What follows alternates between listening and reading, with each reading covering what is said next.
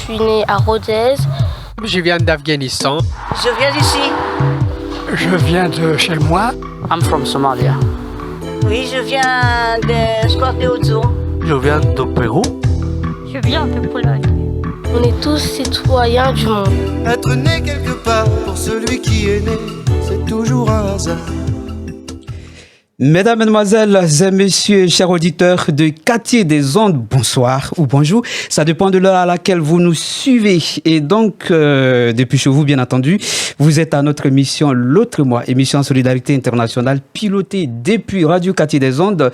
Et pour ce énième numéro, nous recevons, bien entendu, une invitée spéciale, invitée exceptionnelle avec un récit palpitant à vous couper le souffle qui a accepté d'embarquer avec Alan et moi-même, Kouabrou Jacques, depuis le pays d'origine de cet invité, le Congo-Kinshasa, pour nous permettre évidemment de monter à bord de ce navire radiophonique. Nous nous sommes permis d'associer un artiste congolais pour des causes de crise. Il a été donc réquisitionné pour être une véritable machine à tuer. Notre invité aura le temps et la possibilité de nous expliquer un peu son histoire. Et donc, pour embarquer évidemment depuis Congo-Kinshasa, nous allons parcourir cette petite balade musicale de cet artiste en question.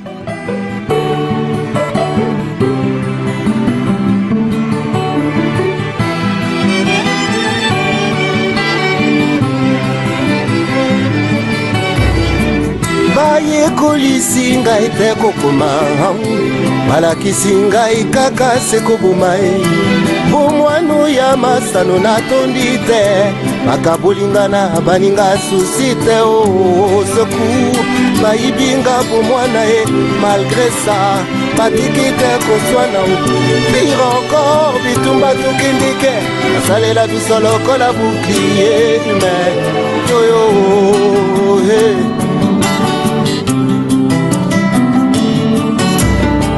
Mobotini nyango oya kondima e, oya ye mwana asekana na moto.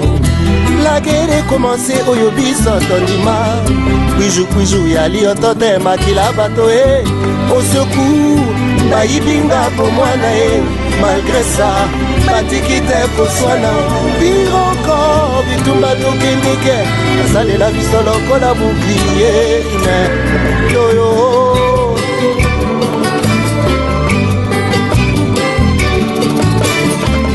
Nakende kelasi mpona nini ngai te, bokolo na makasi esimbi nango ngai te. Nabloka le faux malade elongo na bakamarade, le corbeau et le renard ata na mwa retard. Nabeta Nintendo, nabeta mwa judo, nabeta mwa nika, nasekana na maika. Nabuka madame sentiment ba Benjamin, nasekana na kebo na modela malebo. Yo yo yo yo. Nakende kelasi hanga motema pasi, écolier docile, est-ce que kozala facile? Nakabola mikate, nasala mpeli pate, kukulu elombe, mwana nyawe elombe, nabeta Nintendo, mpe nasengeli na mapendo e. Navuzula tomboka, navanzotonga mboka, nalengela l'avenir, na oyanga devenir. Pas mauvais souvenir, je voudrais bien en finir. Oh, pas mauvais souvenir, je voudrais bien en finir.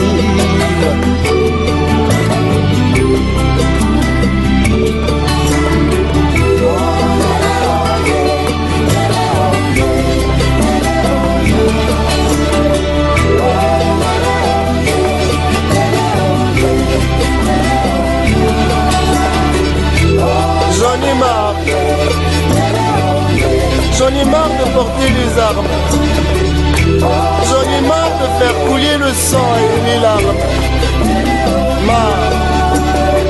Je voudrais ressembler à vos enfants, aller à l'école comme eux, jouer au Nintendo comme eux.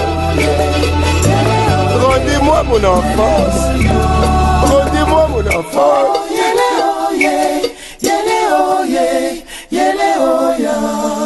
Voilà Émission promise. Alors, nous sommes bien entendu avec l'invité spécial. Nous allons lui donner la parole afin de se présenter. Et ensemble, nous vous convions bien évidemment au bord de ce navire. Alors, c'est Quartier des Ondes. Alors, bonsoir. Bonsoir. Je suis Ange Kamwang-Mbang, originaire du Congo démocratique. Je dis Congo démocratique parce qu'il y en a deux, Congo-Kinshasa et Congo-Brazzaville. Les nôtres est République démocratique du Congo. Je suis journaliste, éditrice du journal Facile et bénévole à la radio Quartier des Ondes. Je présente l'émission Questions d'actualité qui passe à l'heure de pointe. Merci. Oui, nous avons promis, et vous avez bien entendu, et que c'est une invitée spéciale. Voilà, vous aurez le temps de la découvrir encore plus. Cette histoire palpitante qui vous coupera le souffle tout à l'heure, c'est pourquoi nous vous demandons d'attacher tous et toutes vos ceintures de sécurité. Alors, nous vous remercions déjà d'avoir accepté de répondre à nos questions sur Quartier des Ondes. Alors, vous êtes Ange Mbang, c'est ça, c'est ce que vous avez dit? Vous êtes journaliste. Ange Kamwang-Mbang, journaliste congolaise. Ange, on va apprendre à prononcer déjà. C'est compliqué. K-A-M-W-A-N-G. Kamwang. C'est un peu comme les Chinois. Kamwang. D'accord. Ouais. Ok. Nous comprenons que les Chinois sont passés quelque part au Congo-Kinshasa. On aura l'occasion de revenir dessus. Alors, vous êtes originaire de République démocratique du Congo. Est-ce que vous pouvez nous situer un peu la République démocratique du Congo? Parce que justement, la République démocratique du Congo est un pays africain situé au centre de l'Afrique. On dit même l'Afrique est sous forme d'un revolver dont la gâchette se trouve en RD Congo. Oh là là, la gâchette. L'Afrique est un revolver. Ouais, dont la gâchette se trouve en RD Congo.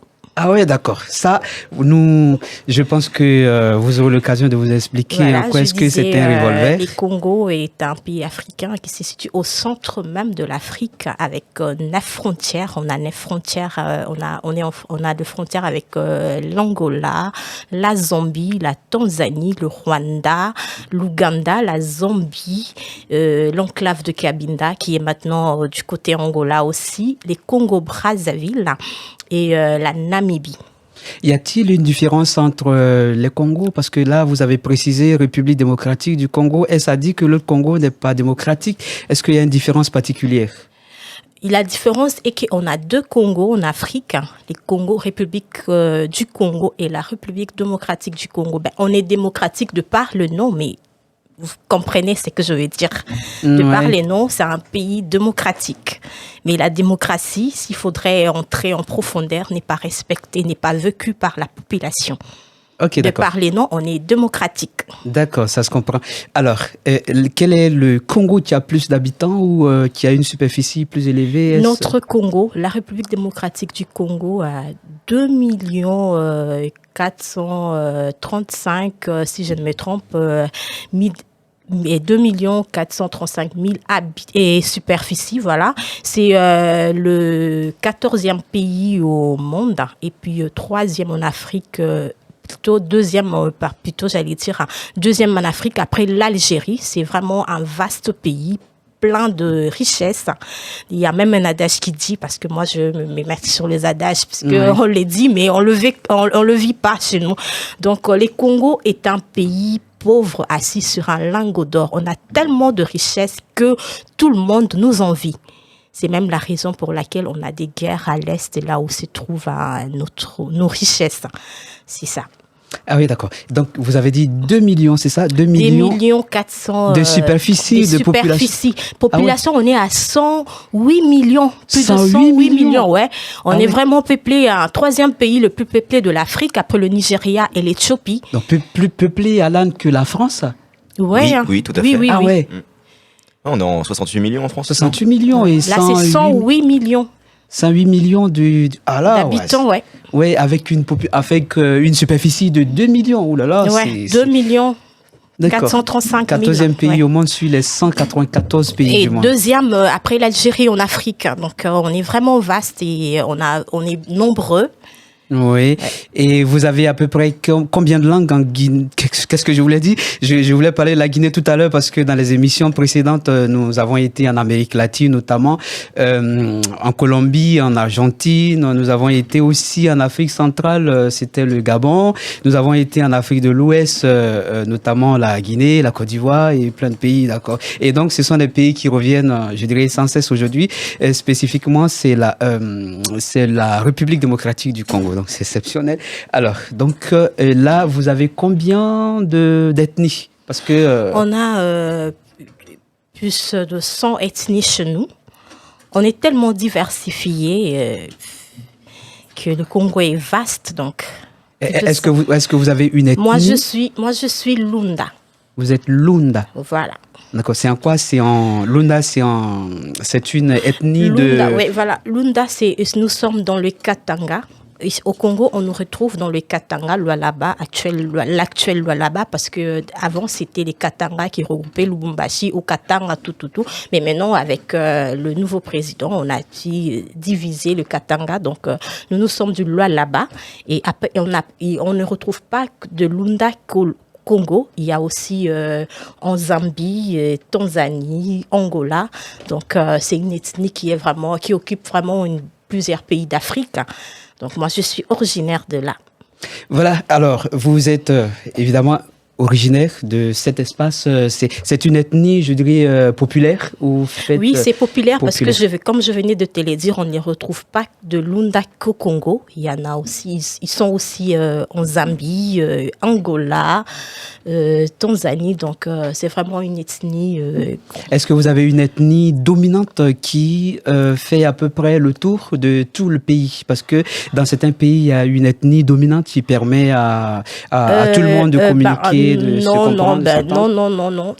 Chez nous, c'est beaucoup plus la capitale, les Kinois qui aiment, mais c'est pas une ethnie. Les gens qui sont à Kin, c'est pas une ethnie, mais ce sont eux, voilà, les gens de la capitale qui dominent un peu, mais c'est pas ça. Chacun se retrouve dans son coin. Le Congo est vaste. Chacun fait la loi chez lui, et donc c'est ça.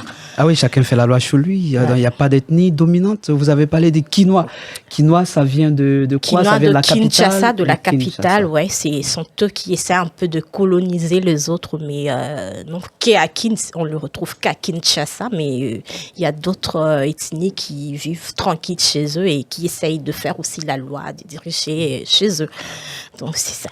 En fait, nous, tout comme Alan, quand nous entendons la République démocratique du Congo ou le Congo en général, nous pensons tout de suite au Lingala. Est-ce que c'est une ethnie? Non, mais les Lingala, c'est une langue nationale. Ah oui, c'est une langue nationale. C'est une langue nationale qui est parlée à Kinshasa. Ah oui, ça c'est une précision, ça. Oui, qui est parlée à Kinshasa, c'est pas une ethnie. Ah oui, d'accord. C'est une langue nationale. On a 4 langues nationales chez nous. Il y a le Lingala, le Swahili, Chiluba et Kikongo. Donc, le Lingala est parlé à la capitale. Et les Chiluba, Kasaï oriental, Kasaï occidental, Swahili chez nous, Katanga, Nord Kivu, Sud Kivu, Maniema. Et puis, les Kikongo, c'est Bakongo, Bandundu. Donc, c'est ça. Et puis, notre langue officielle, c'est le français. D'accord. Avant de rentrer dans votre récit, est-ce que vous pouvez nous dire la situation, je dirais, politique, économique du Congo, de la République démocratique du Congo? Au fait, la situation politique, comme je venais de le dire tantôt, on est un pays démocratique qui ne vit pas la démocratie. Chez nous, la raison du plus fort est toujours la meilleure. Donc, le président, il est là. C'est ce que vous dites ou c'est le slogan du pays? C'est pas le slogan, c'est ce que l'on vit au Congo. Moi, personnellement, je suis même victime de cela, puisque on va entrer en détail. Oui, on aura l'occasion de revenir dessus. Oui. Et puis, le Congo est un pays qui vit de l'agriculture et de l'exploitation minière, parce qu'on a, comme je venais de dire tantôt, on a plusieurs richesses. On a les coltans, on a les fers, on a le diamant, or, lithium. On en a plein, donc... Et comme quelqu'un disait dans un de ses livres que l'Afrique est riche de ressources minières, mais pourtant elle population est pauvre. Le continent le plus pauvre. Ouais. Et cet auteur est je dirais, je pense que on va laisser les auteurs, on va laisser les auditeurs chercher pour trouver l'auteur. Voilà. Et donc, ça ressemble un peu à ce que vous dites. Alors, vous êtes... de cette région, vous êtes originaire du pays, notamment République démocratique du Congo, et vous êtes dans une situation, vous êtes dans un pays évidemment dans une situation qui n'est pas stable politiquement. Alors, avant d'entamer votre récit, entre la situation, je dirais, avant, politiquement parlant, et la situation de maintenant, est-ce qu'il y a quelque chose qui a changé ? Politiquement, politiquement, rien n'a changé. Je dirais rien n'a changé parce que nos gouvernants n'ont pas cet intérêt-là. Ils ne veulent pas changer. Donc, le gouvernement, quel est le chef du gouvernement? Je vais dire, quel est le président? Le président, c'est Félix-Antoine Tshisekedi qui a succédé à Joseph Kabila. Et il est au pouvoir depuis quelle année? Il est au pouvoir depuis 2019. Les élections se sont déroulées en 2018. Il a pris le pouvoir au mois de janvier 2019. Ah oui, c'était un nouveau président. C'était un opposant du régime en place. Okay. Donc, bien qu'étant opposant, mais rien n'a changé. Ils nous ont promis deux choses. Mais quand vous dites rien n'a changé, vous faites allusion à quoi? Parce qu'on a comme l'impression que c'est M. Kabila Joseph qui continue de gouverner. C'est la politique de Joseph Kabila. Ah oui, d'accord. Donc, parfois, on nous dit que l'administration est une continuité, mais je pense qu'on ne va pas rentrer dedans. Ce n'est pas une administration. Oui, mais quand c'est un opposant qui prend on a assisté, moi, je m'étais dit, ben voilà, pour la première fois, on a assisté à une passation des pouvoirs passive entre un membre du gouvernement en place et un opposant. Donc, c'est rare que ça se fait, surtout en Afrique. Oui. Voilà, on pensait au changement, mais après, on a vu que l'autre n'était que le dauphin de l'autre. Donc, rien n'a changé. Ah oui, d'accord. Donc, c'est la politique ancienne qui continue, qui sévit, qui fait... Et c'est même pire, on peut le dire. C'est-à-dire, ça devient de plus en plus pire. Alors, et donc, vous avez dit que vous êtes... enfin, vous n'avez pas dit, mais c'est le constat, vous êtes originaire du Congo. Alors, qu'est-ce qui fait qu'aujourd'hui, vous n'êtes pas au Congo? Les auditeurs sont connectés, ils ont envie de découvrir qui est véritablement Ange Kamwang Mbang. Ange Kamwang Mbang. D'accord. Après l'émission, nous allons apprendre à prononcer pour l'instant. Ange, les auditeurs savent que vous êtes animatrice, journaliste sur Quartier des Ondes. Ils savent la face de la journaliste que vous êtes. Ils savent la face je dirais, du reporter que vous êtes. Alors, l'autre face, nous avons envie de savoir qu'est-ce qui vous a poussé à quitter le Congo. D'abord, quelle était dans votre profession au Congo? Vous étiez élève, vous étiez journaliste avant d'être en France. Qu'est-ce que vous faisiez et comment se fait-il que vous avez quitté le Congo? Merci pour la question. Au Congo, j'étais journaliste. Je présentais l'émission Que demande le peuple. C'est une émission sociopolitique qui exposait les problèmes de la population congolaise. Et ensemble, avec les autorités, on essayait de trouver des solutions en rapport avec le problème de la population. J'ai quitté le Congo puisque j'ai été poursuivie. On va en parler en détail. Je suis réfugiée politique en France aujourd'hui. Ok, on va arriver en France. Pour le moment, nous sommes au Congo et nous sommes en train de chercher à savoir ce qui vous a poussé à être en France. Nous aurons l'occasion de savoir et pourquoi vous êtes réfugié en France. D'abord, vous animiez l'émission Que demande le peuple, qui est une émission sociopolitique. Ouais. Alors, c'est cette émission qui vous a valu votre... je vais dire, échappatoire ou fuite Non, ça n'a rien à voir avec l'émission. En fait, je me suis retrouvée en France parce que j'ai parlé de mon père. Moi, je suis fille d'un militaire. Mon papa était un commandant rangeur formé par les Américains et les Français. Il a été formé par les Américains et les Français aux États-Unis et en France. Il était un commando rangeur. Commando Rangeur. Lors de sa mort, il était le commandant second de la garde présidentielle. À l'époque, il y avait le président Mzee Kabila au Congo. Oui. Et quel est le rapport entre votre père et vous, alors? Et qu'est-ce qui s'est passé? Parce qu'il a été formé par l'armée américaine. Et là, c'était aux États-Unis, c'est ça? Aux États-Unis et en France. Et en France. Ouais. Et où? Quel était le pays où il a exercé pour il exerçait en RD Congo. Après la formation aux États-Unis et en France. Il faisait partie de la 312e bataillon parachutiste au camp Seta. Ces bataillons étaient considérés comme un bataillon des luttes, quoi. Comme le président Mobutu Mobutu à l'époque faisait... Ah oui, c'était à peu près en quelle année? Il faisait, c'était en 1983 quand il est rentré au pays. 1983, ça fait à peu près 39-40 ans. Voilà, c'était un bataillon d'élite, comme je disais, que les présidents faisaient recours au moment critique, quoi, quand il y avait la guerre, quand il fallait intervenir dans d'autres pays pour soutenir d'autres pays. Donc, c'était le bataillon qu'ils envoyait. Donc, on appelait ça bataillon d'élite et mon papa faisait partie de ces bataillons. Après le départ de Mobutu et Laurent Désiré Kabila. Et là, c'était au temps de Mobutu. De Mobutu, du président Mobutu. Mobutu, c'est le premier président de la République démocratique du Congo après Kasavubu. Voilà, après Kasavubu. Kasavubu était le premier président de la République après l'indépendance. Oui. Voilà. Et après Mobutu, il y a eu Kabila qui est venu, avec Kabila qui a pris le pouvoir avec la rébellion, la FDL. Et donc, c'était en 1997, permettez-moi, je suis du Congo belge, donc chez nous, on dit 1997. Donc, en France, on dit 1997, voilà. Oui. 1997, lors de l'arrivée de la FDL avec Mzee Laurent Désiré Kabila, mon papa, comme tout autre militaire, est allé à Kitona pour le brassage. Oui. Donc, c'est à partir de Kitona qu'il fut appelé par le président pour, quand le président Kabila voulait chasser les Rwandais qui constituaient les gros de sa garde. Les Rwandais sont nos voisins. Donc, le Rwanda, c'est nous. Des voisins du Congo démocratique. Donc, ils ont aidé le président Kabila pendant la guerre contre Mobutu. Donc, arrivé au pays, ils ne voulaient pas rentrer chez eux. Mais Kabila, comme tout patriote, il ne voulait pas que le Rwanda gère les Congos.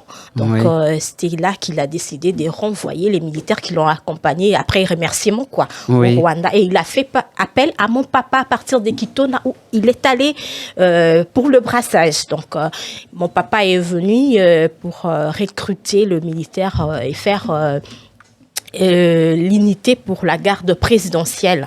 De Joseph. De Kabila, le père, Mzee Laurent Désiré Kabila. Oui. C'est là que tout a commencé. Parce que mon père n'était pas du côté Kabila lors de la guerre. Donc, les militaires qui sont venus avec Mzee Kabila, et ils se sont dit, nous, on a combattu et comment lui, il peut venir comme ça et prendre le pouvoir. Donc, ça ne s'expliquait pas. Et ça a créé une jalousie du côté de militaires congolais et rwandais. Normalement, au début, c'était les Rwandais qui cherchaient beaucoup plus mon papa. Oui. Et votre père s'est rangé du côté des Rwandais? Non, il ne s'est pas rangé du côté des Rwandais. C'est lui qui a aidé le président à chasser le Rwandais. Ok. Voilà. C'est lui qui a aidé le président Laurent Désiré Kabila à chasser le Rwandais. Voilà. Donc il a aidé à repousser les Rwandais. C'est à partir de là, parce qu'à 2 reprises, il a surpris les Rwandais vouloir assassiner les présidents avec des armes, entrer au bureau du président, chose qui est interdite. On ne peut pas entrer dans un bureau du président avec armes.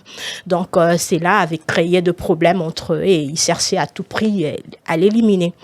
Et votre père était plus proche du président Laurent Désiré Kabila, à peu près comme le général, les commandants, comme vous l'avez dit tout à l'heure. Le numéro 2 de la sécurité du président D'accord, Kabila. donc il venait juste un peu comme le... Le numéro 1 était Tango Tango à l'époque. Oui, le général en quelque sorte. Donc, voilà. Donc il fait partie de la garde rapprochée. Voilà, c'est ça. Et c'est ça, et qui après... ils ont fini par l'exterminer, comme prévu. Ils ont fini par l'exterminer par jalousie. Alors, il a été exterminé par nos propres militaires. Par les propres militaires. Oui, par jalousie. Et parce que je vous ai dit, il y avait 2 camps. Les Rwandais qui étaient rentrés chez eux et les autres, les Congolais, qui ont fait la guerre qui étaient du côté Kabila lors de la guerre. Donc, ça a créé une jalousie. Et comme Kabila a renvoyé le Rwandais du pays, et ils se sont dit, c'est mon papa qui était à la base. C'est lui qui a conseillé, parce que c'est lui qui faisait maintenant partie de la sécurité des Kabila. Et les autres aussi, comme ils ne se sont pas retrouvés, maintenant, ils cherchaient la tête du président. Oui. Et la seule personne qui intercalait, la seule personne qui a assuré la sécurité des Kabila, c'était mon papa.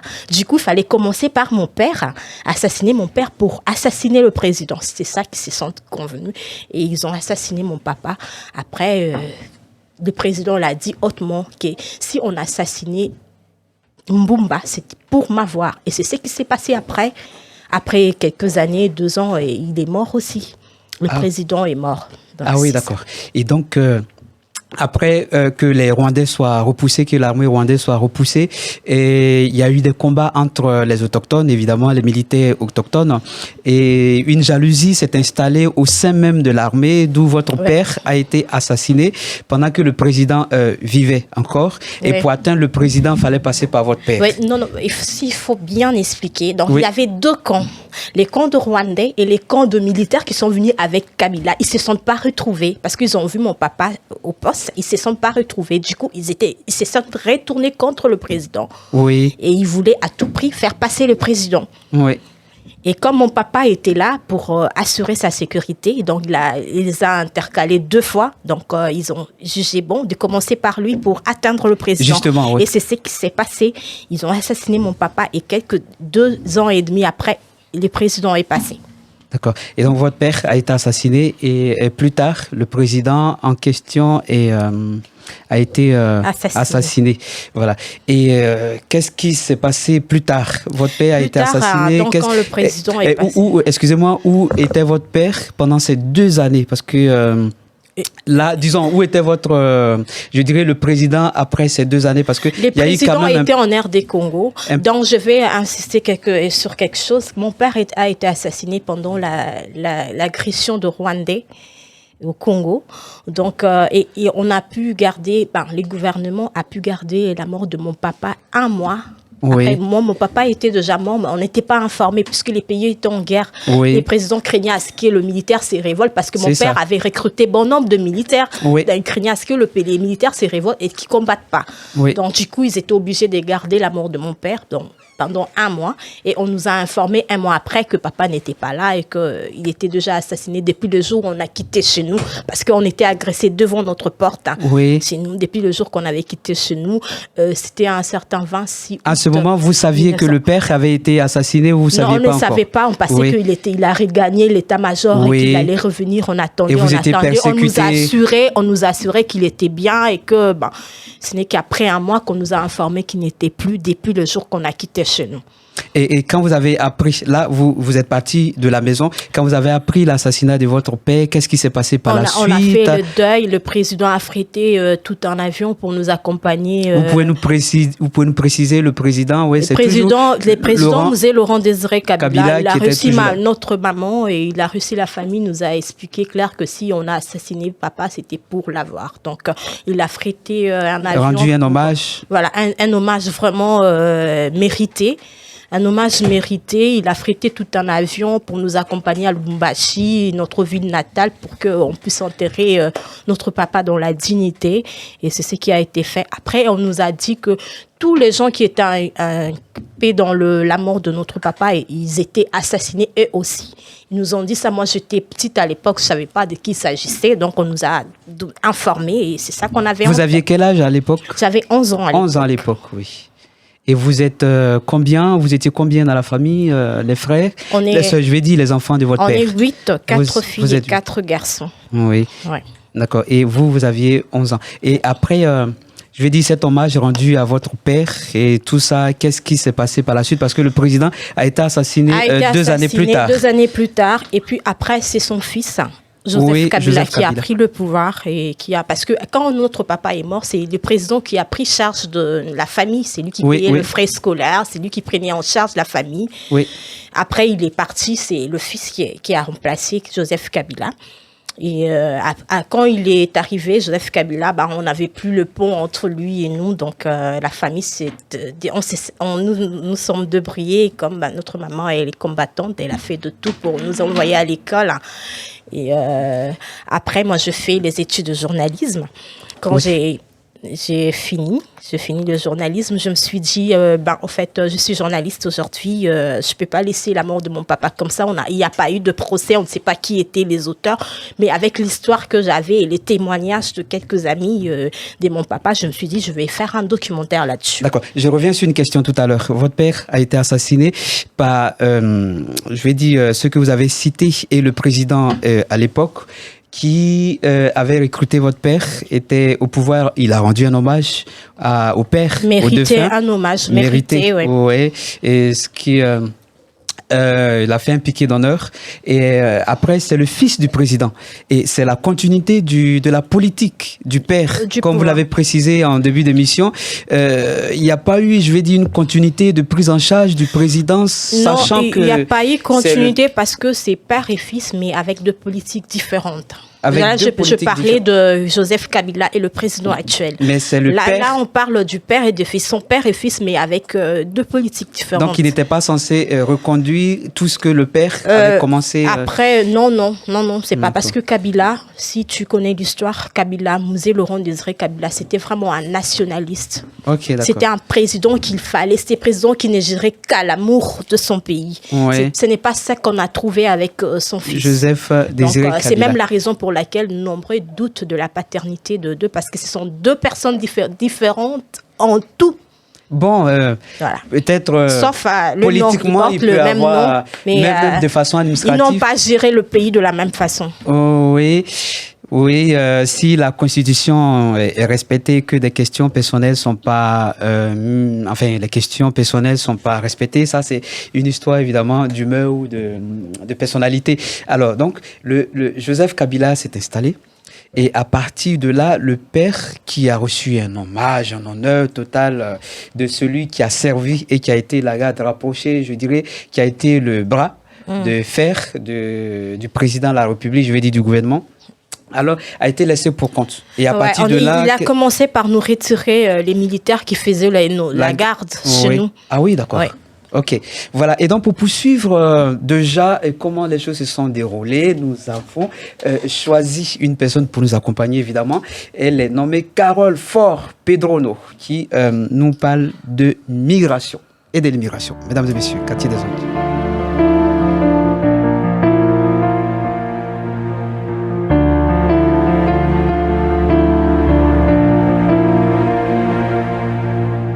Ils ont quitté leur terre, leur pays, leur passé, ont perdu leurs repères, leurs amis, leur foyer. Ils ont risqué leur vie à bord de chalutiers, de vieux bateaux rouillés, rafiaux prêts à couler. Assis en tailleur sur mon canapé, près du radiateur devant la télé, je les vois arriver, tremblants et trempés, des centaines, des milliers dans mon salon douillet. Ils ont lutté des jours pendant la traversée, espéré les secours pour ne pas se noyer. Certains ont résisté, mais combien ont sombré, perdus dans l'océan, disparus à jamais. Assis en tailleur sur mon canapé, près du radiateur devant la télé, je les vois arriver, tremblants et trempés, des centaines, des milliers dans mon salon douillet. Ils ont fui la violence, je me sens fatiguée. Ils ont tenté leur chance et j'éteins la télé. Seront-ils accueillis en venant jusqu'ici? Moi je vais me coucher dans un bon lit douillet, assis en tailleur sur mon canapé, près du radiateur devant la télé. Je les vois arriver, tremblants et trempés, des centaines, des milliers dans mon salon douillet. Assis en tailleur sur mon canapé, près du radiateur devant la télé. Je les vois arriver, tremblants et trempés, des centaines, des milliers dans mon salon douillet. Les migrants. Alors, si vous venez de nous prendre en marche, sachez tout simplement que vous ne vous êtes pas trompé de chaîne. Vous êtes bien entendu sur Quartier des Ondes. Et pour nous suivre sur les podcasts, allez-y tout simplement sur www.quartierdesondes.fr et vous nous retrouverez sans aucun souci. J'espère que vos ceintures sont encore attachées. Nous avons notre invité dans nos studios. Et sachez tout simplement que c'est une histoire émouvante. La salle est inondée et nous sommes suivis par la fille de notre invité et qui, bientôt ou plus tard, sera témoin de cette histoire. Alors, nous étions déjà comment le nouveau président, Joseph Désiré Kabila, qui est le fils... Non, pas Joseph Kabila. Joseph Kabila, ouais. Ok, Joseph Kabila et l'autre, Laurent Désiré Kabila. Et comment le fils Joseph Kabila a commencé à retirer... déjà les opportunités, les grâces et tout ce que son père vous a confié et comment c'est parti. Ouais, il a commencé, comme je disais tantôt, par nous retirer la garde et il n'y avait plus de pension. Donc ma maman ne recevait plus le soutien financier. Et donc, on ne vivait qu'avec un salaire d'un militaire normal, et ce qui était insuffisant. Ma maman a dû travailler dur pour payer nos frais scolaires et surtout les études en Afrique, au Congo particulièrement, c'est cher. C'est trop cher, même s'il faut le dire comme ça. Donc, elle s'est débrouillée et elle a réussi à nous envoyer à l'école. Et oui. Si nous sommes, c'est que nous sommes aujourd'hui, c'est grâce à notre maman. Les Congo nous a abandonnés. Juste des après, passages, nous disons un petit bonsoir à votre maman. Merci. J'espère qu'elle aura le temps de suivre cette émission. Et les Congo nous a abandonnés. Les Congo nous a abandonnés. Ils n'ont pas vu les sacrifices de notre papa. Parce que s'il est mort, c'était pour le pays. Il n'est pas mort pour nous. Déjà, il s'est sacrifié beaucoup, nous laisser seuls. Il allait tout le temps à la guerre. Je vous ai dit tantôt qu'il faisait partie de la 312e bataillon, qui était considéré comme le bataillon de l'élite. Chaque fois que les Congos étaient agressés, où il y avait les agressions à côté, chez le voisin, il était envoyé. Donc, après, les Congos nous a pas remerciés. Après la mort de M. Laurent Désiré Kabila, tout était fini. Une histoire très émouvante, un récit vrai, un récit digne d'un film presque d'horreur, un film de comment pourrais-je appeler Alan, en fait, la non-reconnaissance.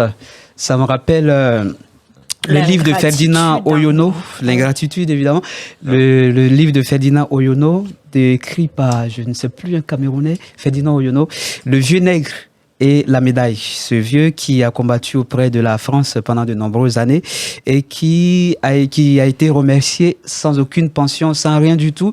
Et après tout ce qu'il a reçu, alors lui a été retiré. C'est à peu près la même histoire, mais sauf que cette histoire est vraie, cette histoire est émouvante, cette histoire est pathétique, cette histoire est ingrate, cette histoire est forte, est plus forte que la force de l'humanité. Alors, et donc, ils ne se sont pas arrêtés à vous retirer tout ce que le père vous a donné en termes de reconnaissance pour avoir servi la nation. Et il y a eu, d'après ce que nous avons entendu, déjà des persécutions qui avaient commencé dans la famille. Et il y avait déjà, je vais souligner, il y avait une procédure de dommages, de nous dédommager, puisque après la mort, quand ils ont assassiné notre papa, notre maison a été pillée, ils ont tout amené. Il y avait une procédure qui était en place pour que l'armée puisse restituer tout ce qui a pris chez nous. Mais après, quand Kabila est mort, rien n'a été... comme il est mort, il n'y avait plus personne pour faire la suivi du dossier. Donc, tout était down. Donc, rien n'est marché. Oui. Et à ce moment, vous faisiez les études de journalisme, vous avez terminé? Je fais les études journalistiques, j'ai fait l'IFASIC, Institut de sciences de l'information et de la communication. En fait, quand j'ai fini, je travaillais comme journaliste, je travaillais à Molière Télévision et puis à Numérica TV. Et puis, ce n'est que là que j'ai pensé à faire un document sur mon père.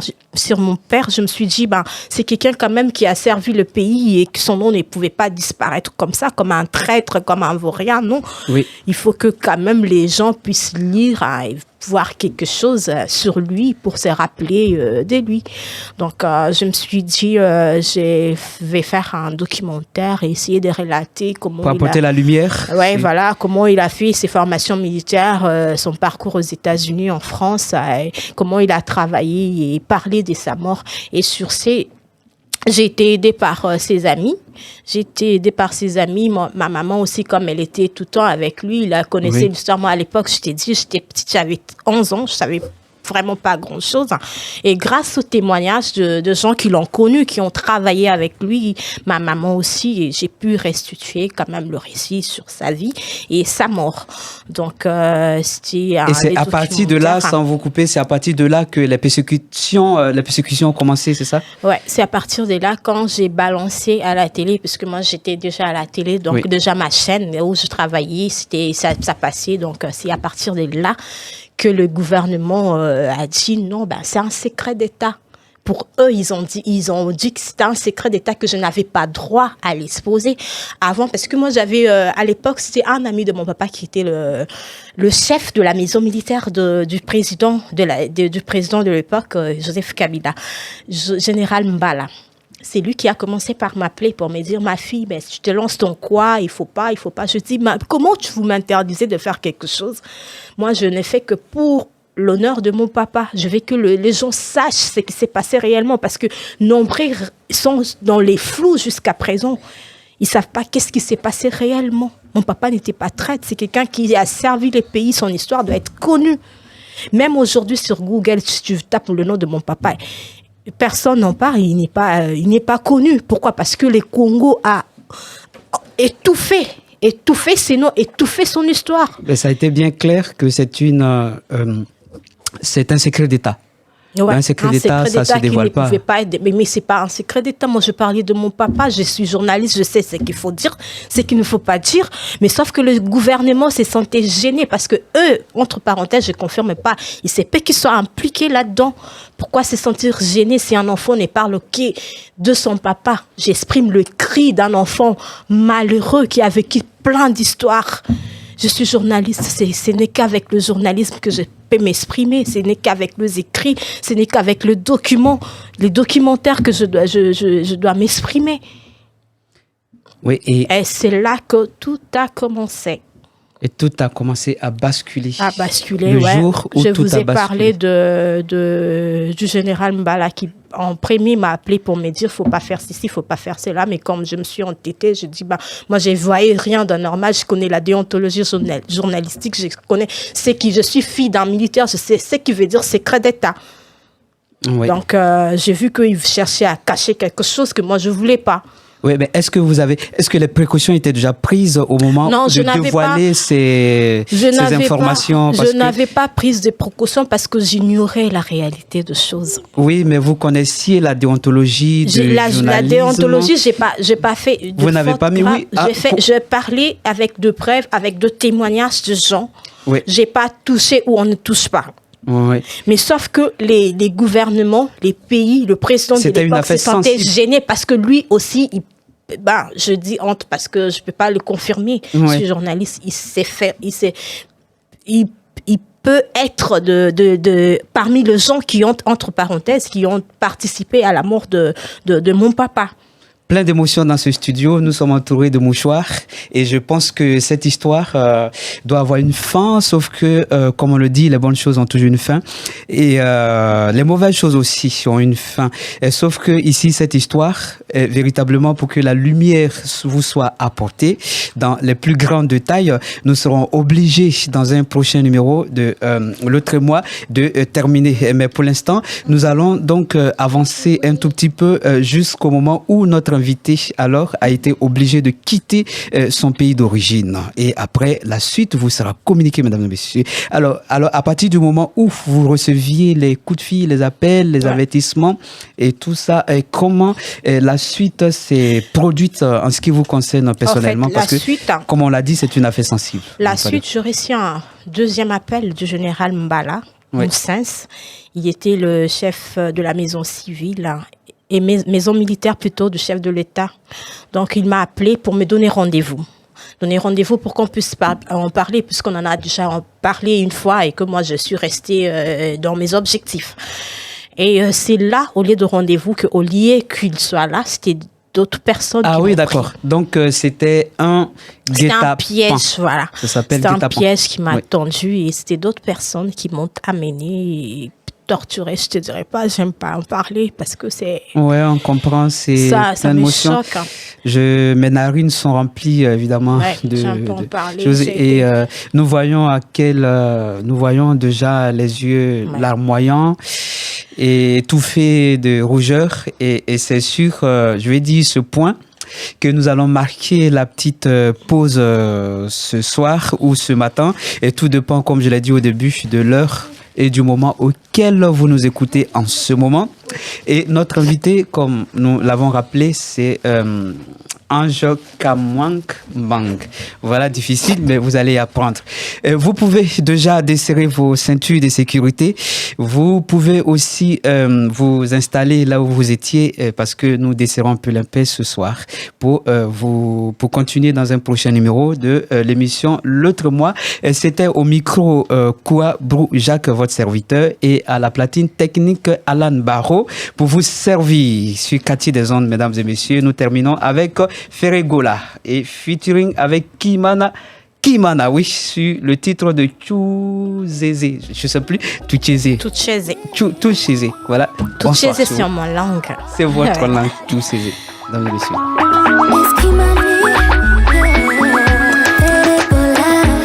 Baba, minakuya, unirumie sana, kuomba, unirumie. Kudunia, kama mtu anafanya ubaya, ichika baba, niko mtoto yako. Nisilani iko mugeni, nisilani iko mugeni. Usinifungie roho baba yangu, moyo.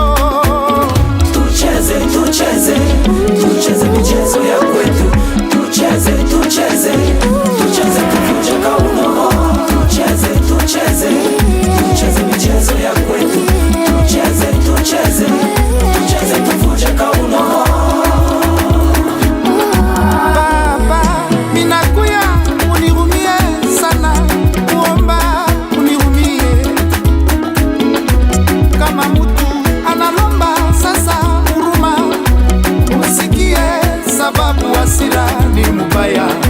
Isilani iko mugeni, Isilani iko mugeni. Tucheze michezo ya kwetu. Tucheze kuvunja kauno.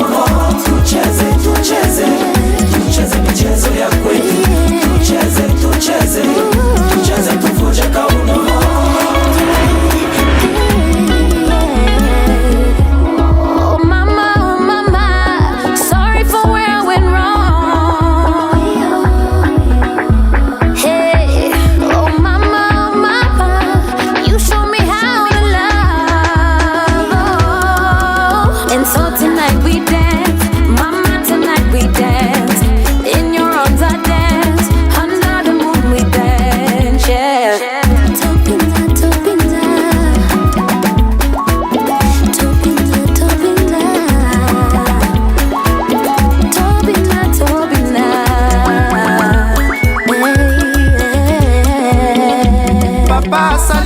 Monene mwana azongio Afrika. Lelo tobina koyimbiko kwasa tobina isakele amataka na punda ibomba na yoyoyo unabana timoko wakoba anatimo kongwakoba kila mokroso kila tobina bamba na Yesu. Dombolo ya bakongole, dombolo bamama, dombolo bapapa, dombolo ale mayena